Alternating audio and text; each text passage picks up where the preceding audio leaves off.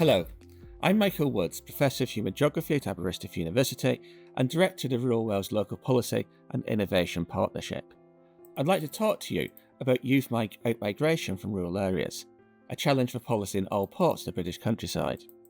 For example, a survey that we conducted of over 1,000 young people in rural Wales found that only 17% thought that they'd still be living in their local area in 5 years' time. The outmigration of young people means that the potential rural labour force shrinks, rural districts become less attractive for economic investment, and there's less demand for services such as village schools. This contributes to widening inequalities between rural and urban areas. It is also about choice. Levelling up should include helping those young people who want to continue living in a rural area to do so. They should not feel compelled to move away. In our research, we aim to better understand which rural young people leave, why they move, and what would work best to create opportunities for them to stay.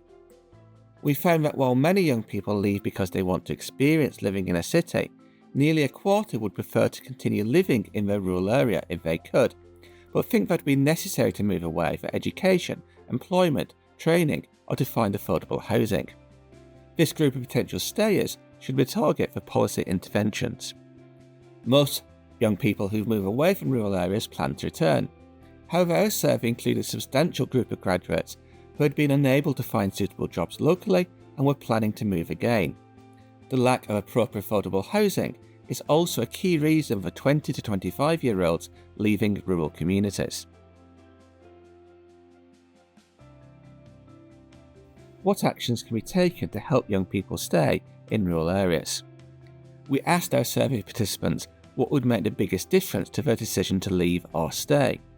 The top answers from potential stayers were more jobs appropriate to their intended career, more affordable housing, and better paid jobs.